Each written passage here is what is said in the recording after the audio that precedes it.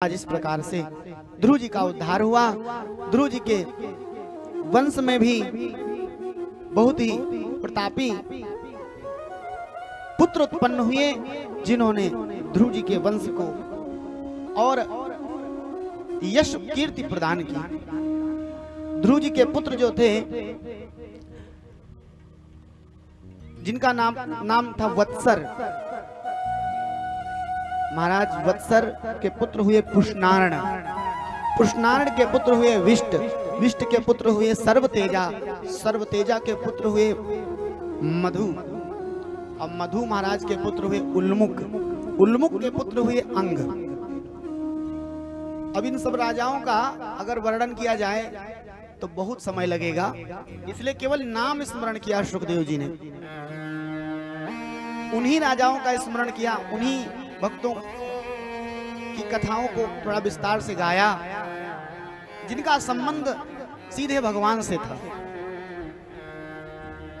अधिक इतिहास की ओर नहीं गए सुखदेव जी महाराज, क्योंकि समय 7 ही दिन का है और उसी में भगवत तत्व का बोध कराना है। दवाई बहुत प्रकार की होती है, एक होती है आयुर्वेदिक, एक होती है एलोपैथिक, एक होती है होम्योपैथिक, एक यूनानी भी कोई होती है जो यूनान से आई, जिसमें 4 ही डब्बे होते हैं, 4 ही डब्बे में सब रोगों की दवा। लेकिन उन औषधियों में, उन दवाइयों में सबका अलग अलग साइड इफेक्ट भी होता है। कुछ का ज्यादा है, कुछ का थोड़ा कम है। अंग्रेजी दवा खाओ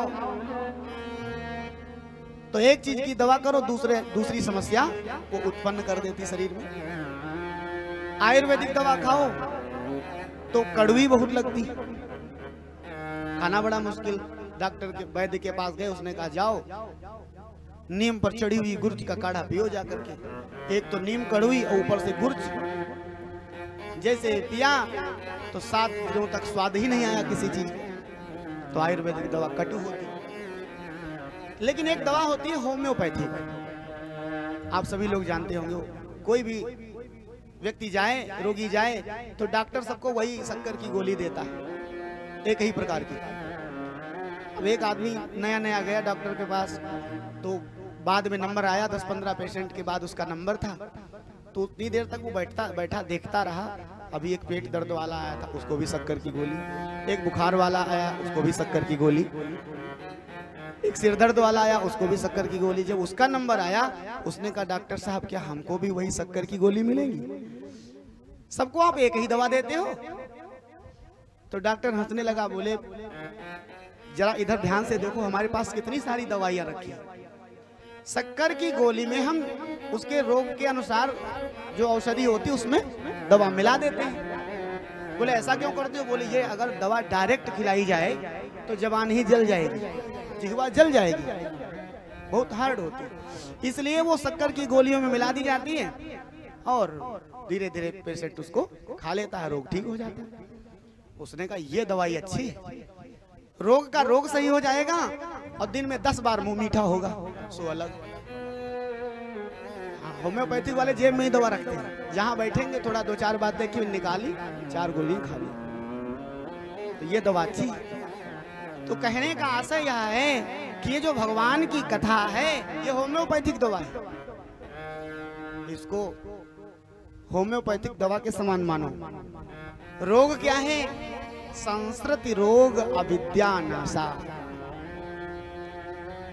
संस्कृति ही रोग है। इस संसार में बार बार जन्म लेना, बार बार मरना, ये सबसे बड़ा रोग है। और इस रोग की दवा क्या है? भगवान की कथा। ब्रह्मात्म बोध कि परमात्मा और आत्मा दोनों एक ही हैं। इसका बोध कैसे होगा? इसका बोध होगा वेदांत तत्व से, वेद तत्व से, वेद निरूपित ज्ञान से। लेकिन वो जो वेद का ज्ञान है वो रखी हुई शीशी में दवा की समान है, वो हार्ड पॉइजन है। वो डायरेक्ट अगर किसी के जीवा पे डाल दिया जाए तो जैसे होम्योपैथिक दवा डायरेक्ट अगर किसी को खिला दी जाए तो जवान जल जाएगी, ऐसे ही जो वेदांत का तत्व है उसको खाने के लिए, उसको समझने के लिए बहुत मेधा की आवश्यकता है। उसको हर कोई समझ नहीं सकता।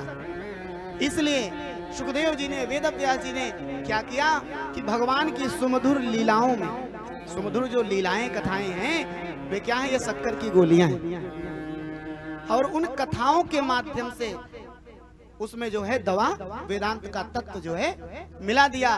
और भक्त जब कथा को सुनता है तो वो जान भी नहीं पाता और उसको सनई सनई ज्ञान की प्राप्ति हो जाती है। तब ही होई सब संशय भंगा, तब ही होई सब संशय भंगा, तब ही होई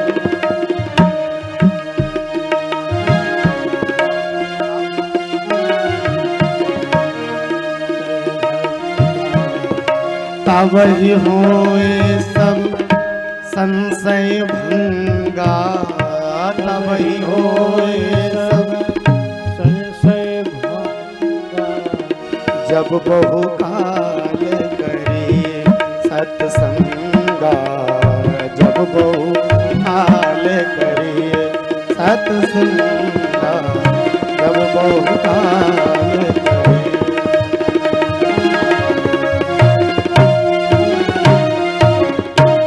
तबई होए सब संशय भंगा, जब बहुकाल करिए सत्संगा। बहुत काल तक जब सत्संग करोगे तो सारे संशय दूर हो जाएंगे। ये कथा का प्रभाव है। तो सुखदेव जी ने उन्हीं राजाओं का वर्णन किया जिसमें भगवान की कथा, जिनमें भगवान की लीला जुड़ी हुई है। व्यर्थ की दवा खाने से क्या फायदा? अब डॉक्टर दवा कुछ और बताए, आप कुछ और खाओगे तो फायदा थोड़ा ना करेगा। एक पेशेंट डॉक्टर के पास गया, बोला सर पेट में बहुत दर्द हो रहा है। डॉक्टर ने आला लगा करके चेक किया, पेट दबा के देखा, बोले ऐसा है, ये दवा मैं दे रहा हूँ, इसमें 3 पुड़ियां हैं, सुबह शाम दोपहर खाना और हल्का भोजन करना। बोले ठीक। पेशेंट घर आया, 3 दिन के बाद फिर गया डॉक्टर के पास। डॉक्टर से कहने लगा सरकार, सर आपने दवा दी थी, उससे तो जरा सा भी फायदा नहीं हुआ और दर्द तो मेरे पेट की और अधिक बढ़ गई। एक ऐसी दवा दी आपने? तो वैद्य ने, डॉक्टर ने कहा खाया क्या था तुमने? बोले आपने कहा था हल्का भोजन करना, तो हमने हल्का भोजन किया। बोले क्या हल्का भोजन किया? बोले पूड़ी खाई। तो बोले पूड़ी हल्का भोजन होता है? बोले और क्या, हल्का तो होता ही है, मिट्टी से हल्का पानी होता है, तभी तो पानी ऊपर आ जाता है, मिट्टी नीचे बैठ जाती है। लेकिन उस पानी, हल्के पानी में तेल डाल दो तो तेल ऊपर रह जाता है, पानी नीचे बैठ जाता है। तो हमने सोचा कि मिट्टी से हल्का पानी, पानी से हल्का तेल, और तेल जब कढ़ाई में रखा जाता है उसमें पूड़ियां बनाई जाती हैं, तो पूड़ी ऊपर रहती है, तेल नीचे रहता है। तो हमने सोचा इससे हल्का अब क्या होगा, इसीलिए हमने पूड़ियां ही पूड़ियां खाई 3 दिन तक। तो डॉक्टर ने कहा फिर तो तुमको कोई नहीं ठीक कर पाएगा, क्योंकि तुम तो कुतर्की हो, कुतर्क करते हो। अरे हल्का भोजन का मतलब है घिया खाओ, हल्के फुल्के खाओ। अब पूड़ी पकवान खाओगे तो कैसे ठीक हो पाओगे? तो जो औषधि बताई गई है उसी का सेवन करोगे तभी आपको लाभ प्राप्त होगा, और व्यर्थ की चीजों को खाने से कोई लाभ नहीं मिलेगा। इसीलिए सुखदेव जी ने एक भी इधर उधर की कथा नहीं सुनाई। जिस कथा में भगवान की कथा जुड़ी हुई है उसी राजा का वृत्तांत सुनाया, अंग का चरित्र सुनाया। राजा अंग बड़े ही प्रजापालक थे। इनकी पत्नी थी जिनका नाम था सुनीता, मृत्यु की पुत्री थी। तो मृत्यु की पुत्री थी इसलिए थोड़ा क्रूर स्वभाव था। पुत्र हुआ वेन। वेन नामक जब पुत्र उत्पन्न हुआ वो बड़ा ही क्रूर था, बाल्यावस्था से ही क्रूर स्वभाव का था। और पुत्र की जब शिकायत रोज रोज राजा के पास आने लगी तो एक दिन राजा बहुत दुखी हुए और अर्धरात्रि में ही अंग राजा उठे और उठ करके सैंधव घोड़े पर सवार होकर के कहीं चले गए। फिर मंत्रियों ने बहुत ढूंढा लेकिन उनका कहीं कोई पता नहीं लगा। जब कहीं पता नहीं लगा तो वेन को ही राजा बना दिया। दुष्ट व्यक्ति पद प्रतिष्ठा पा जाए तब तो कहना ही क्या है। वेन जैसे ही राजा बना उसने अपने राज्य में डिम डिम घोष कराया आज के बाद मेरे राज्य में न कोई यज्ञ करेगा, न जप करेगा, न तप करेगा, मेरा आदेश है। और जो जप तप दान पुण्य करेगा उसको दंडित किया जाएगा। न यष्टव्यम न दातव्यम न होतव्यम द्विजा क्वचित इति न्यमारे धर्मम भेरी घोषेण सर्वशः। अब सब प्रजाजन आपस में चिंता करने लगे, जब धर्म कर्म ही नहीं होगा तो राज्य कैसे शांत चल पाएगा। क्योंकि जिस देश में भगवान के भजन पर ही, धर्म कर्म पर ही रोक लगा दी जाएगी, वो देश बहुत ही जल्दी नष्ट हो जाएगा। सब महात्माओं ने एक ग्रुप बनाया और सब साथ में मिलकर के वेन के पास गए समझाने के लिए, महाराज आप हमें यज्ञ करने की आज्ञा प्रदान करें, क्योंकि यज्ञ नहीं करेंगे तो कार्य कैसे होगा, वर्षा कैसे होगी। आज वेन ने जब सुना कि सब ऋषि महात्मा आ रहे हैं और कह रहे हैं कि यज्ञ का यज्ञ करने की हमें अनुमति प्रदान करो, दान करने की अनुमति प्रदान करो, तो वेन उन महात्माओं को दुर्वचन कहने लगा। इसीलिए नीतिकार ने कहा, उपदेशो हि मूर्खाणाम प्रकोपाय न शांतये। मूर्ख को उपदेश दोगे तो वो और कुपित होगा, क्रोध करेगा। पयः पानम भुजंगानाम केवलम विश्ववर्धनम। भुजंग को, सर्प को कितना भी दूध पिलाओगे तो वो विष ही बढ़ेगा उससे। मूर्ख व्यक्ति को उपदेश नहीं देना चाहिए। मूर्ख कौन होता है? मूर्ख के 5 चिन्ह हैं, 5 पहचान है मूर्ख व्यक्ति की। मूर्खस्य 5 चिन्हानि गर्वी दुर्वचनी तथा। जो गर्भ में रहता है, गर्भ में चूर भरा रहता है, वो मूर्ख है। दुर्वचन बोलने वाला वो भी मूर्ख। जब बोलेगा तो कटु वचन बोलेगा, वो भी मूर्ख। क्योंकि अरे वचने का दरिद्रता, अच्छे वचन बोलने में कौन सी दरिद्रता है? मीठा बोलना चाहिए। लेकिन कुछ लोगों की आदत होती, जब बोलेंगे तब कांव ही करेंगे।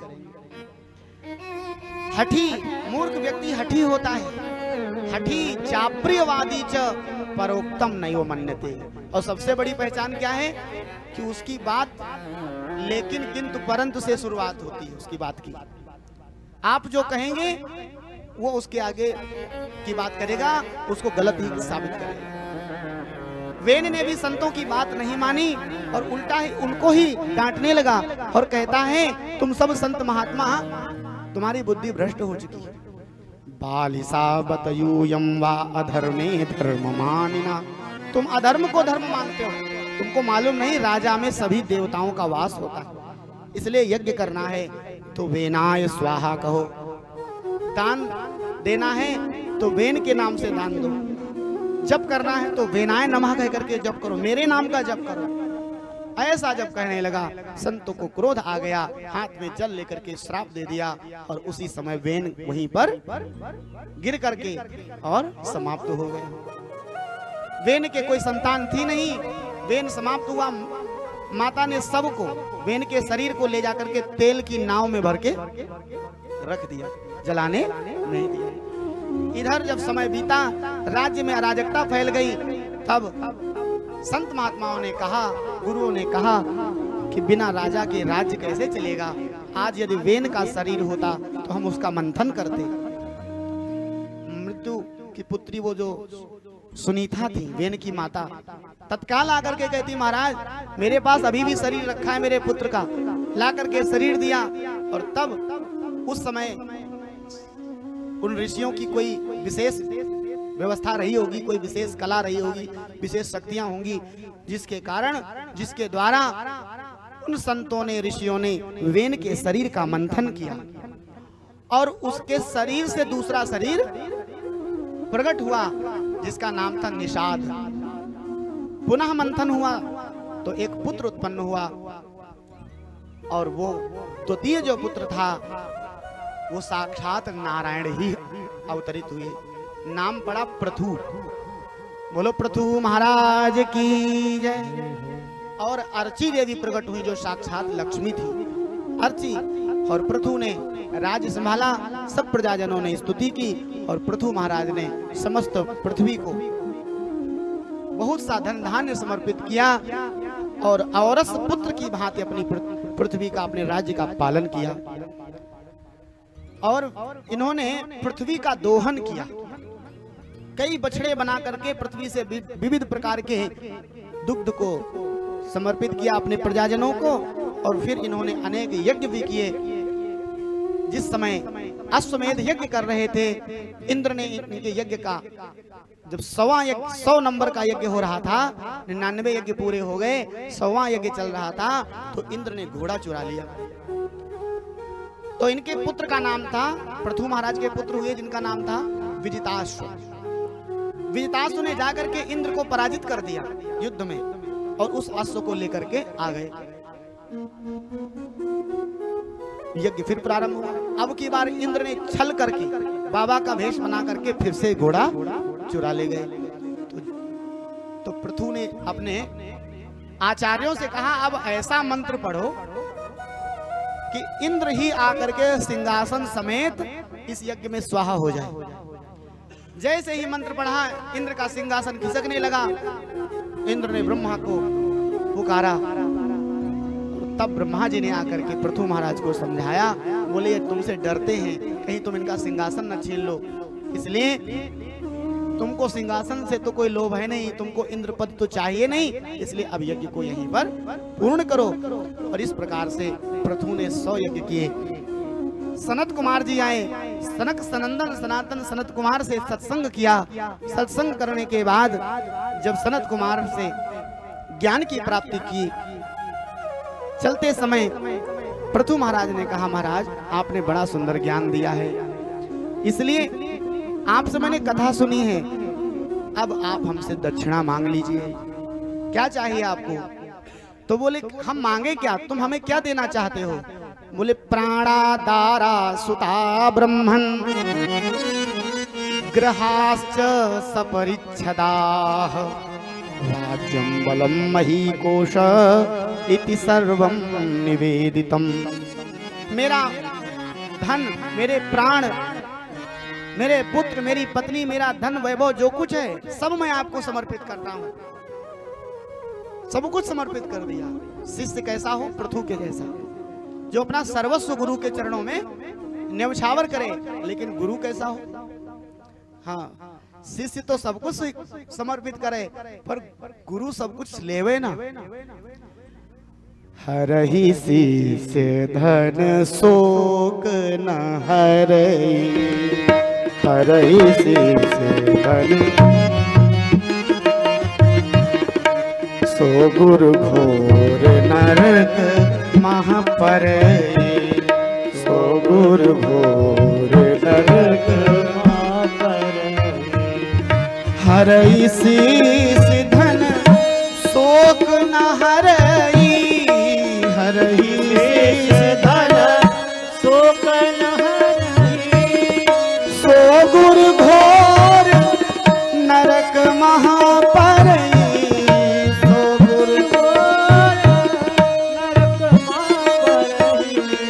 नरक महापर। हरहि शिष्य धन शोक न हरहि, हरहि शिष्य धन शोक हरहि,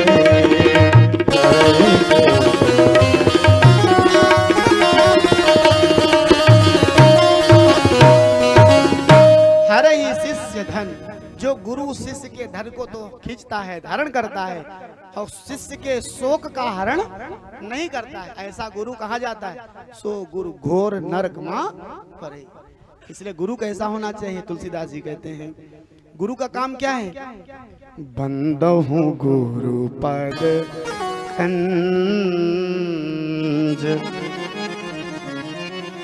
कृपा सिंधु नर रूप हरि, महामोहतम पुंज जासु बचन रवि कर निकर। महामोहतम पुंज, गुरु के द्वारा महामोहतम पुंज जासु वचन रविकर निकर। जैसे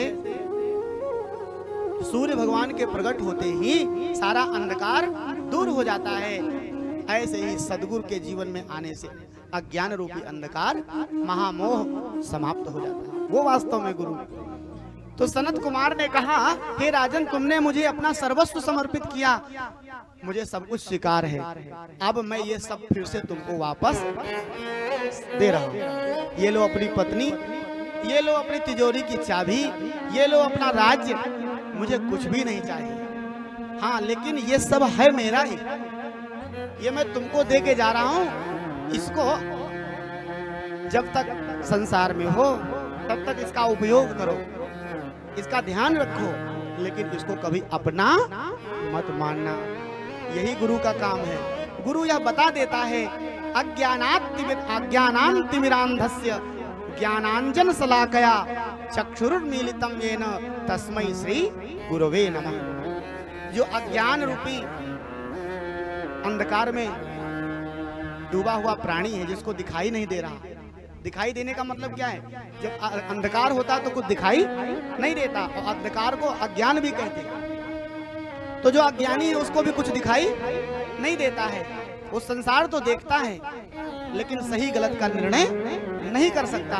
लेकिन जब गुरुदेव आते हैं जीवन में, तो ज्ञानांजन, ज्ञान रूपी अंजन, अंजन माने सुरमा बरेली वाला, सुरमा को क्या कहते हैं? अंजन।